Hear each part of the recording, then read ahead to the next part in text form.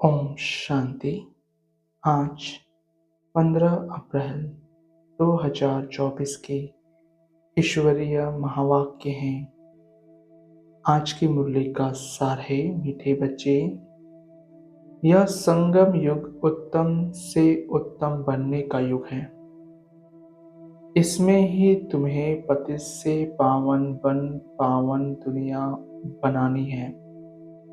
आज का प्रश्न, अंतिम दर्दनाक सीन को देखने के लिए मजबूती किस आधार पर आएगी?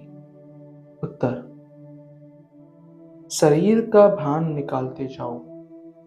अंतिम सीन बहुत कड़ी है।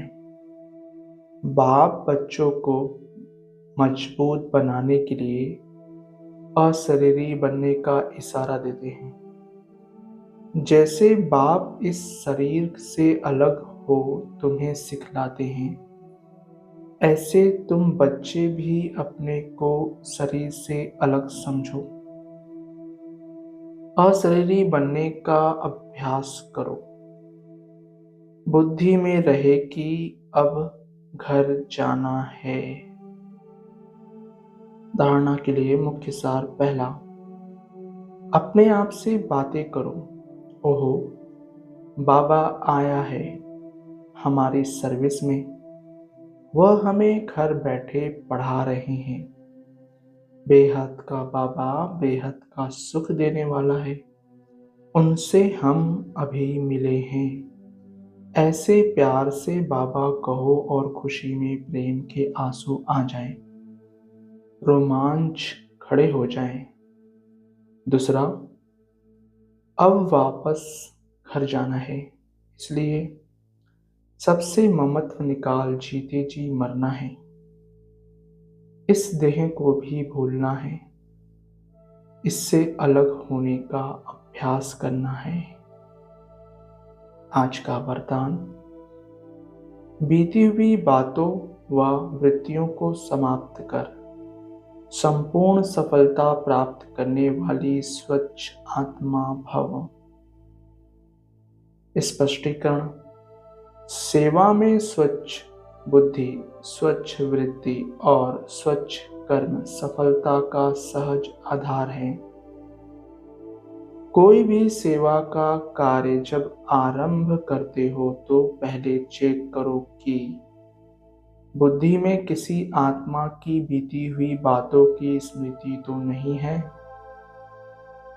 उसी वृत्ति दृष्टि से उनको देखना, उनसे बोलना, इससे संपूर्ण सफलता नहीं हो सकती। इसलिए बीती हुई बातों को व वृत्तियों को समाप्त कर स्वच्छ आत्मा बनो, तभी संपूर्ण सफलता प्राप्त होगी। स्लोगन, जो स्व परिवर्तन करता है विजय माला उसी की गले में पड़ती है। आज की मुरली से निकाली गई मुख्य पॉइंट्स। जीते जी मरना कैसे होता है और कोई यह सिखला न सके सिवाय बाप के। बाप का परिचय सब बच्चों को मिला है। वह ज्ञान सागर पतित पावन है। ज्ञान से ही तुम पतित से पावन बनते हो और पावन दुनिया भी बनानी है। इस पतित दुनिया का ड्रामा प्लान अनुसार विनाश होना है। अगला, पवित्र बनने के लिए ब्राह्मण भी जरूर बनना है। यह संगम युग है ही पुरुषोत्तम अर्थात उत्तम ते उत्तम पुरुष बनने का युग। कहेंगे उत्तम तो बहुत साधु संत महात्मा वजीर अमीर प्रेसिडेंट आदि हैं, परंतु नहीं, यह तो कलयुगी भ्रष्टाचारी दुनिया, पुरानी दुनिया है। पतित दुनिया में पावन एक भी नहीं। अगला, इस समय सारी सृष्टि पावन होती है। इतने सब पावन दुनिया में होने चाहिए। यह तो पुरानी रस्म चली आती है। सागर में भी सारा किचड़ा आदि जाकर पड़ता है। फिर वह पावन कैसे बनाएंगे? पावन तो बनना है आत्मा को। इसके लिए तो परमपिता चाहिए जो आत्माओं को पावन बनाए। तो तुमको समझाना है, पावन होते ही सतयुग में है, पतित होते हैं कलयुग में। अगला, अभी तुम बच्चे जानते हो रचयिता है ऊंच ते ऊंच। यह उल्टा झाड़ है, इनका बीज रूप ऊपर में है। बाप को ऊपर से नीचे आना पड़े तुमको पावन बनाने।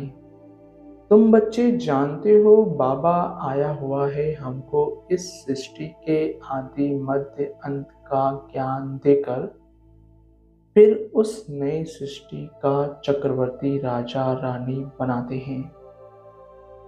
अगला, अपने को आत्मा समझ बाप को याद करो, वही सर्वशक्तिमान पतित पावन है।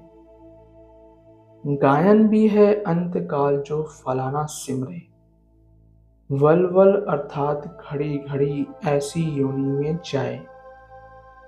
अब इस समय तुम जन्म तो लेते हो परंतु सोकर कुकर कुत्ते बिल्ली नहीं बनते हो।